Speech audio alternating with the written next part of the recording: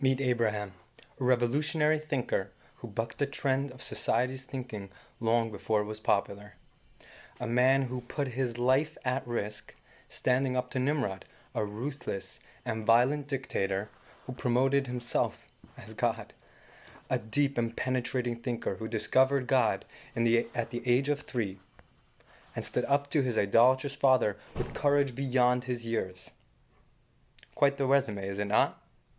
Yet, when the Torah chooses to introduce Abraham to us, the Torah omits this fascinating backstory and chooses to start Abraham's narrative with the opening verses of our Torah portion.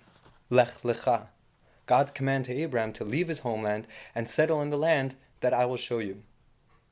Why? Why leave Abraham's courageous and inspirational beginnings to the Medrash and only start with God's first command to Abraham?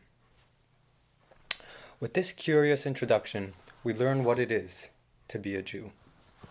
Abraham's early life was defined by him choosing and discovering God, but it was God choosing him that made him a Jew. It is not our intellectual discernment, our courage, or even faith that makes us a Jew. It is the simple and infinite command God extends to us that makes us a Jew. The more we learn and discover about our faith, we enrich our appreciation for our Judaism. But it is God choosing us that creates our innate identity as a Jew. Hence, one cannot be more Jewish or less Jewish, and certainly not a bad Jew or a better Jew. This is who we are, touched by the infinite bond of the Almighty.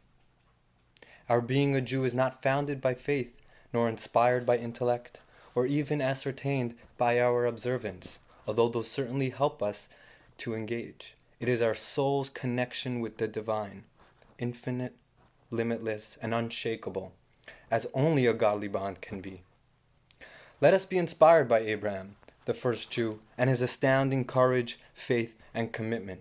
But let us remember that Abraham was not a Jew until God reached out and communicated to him, as he does with each one of us.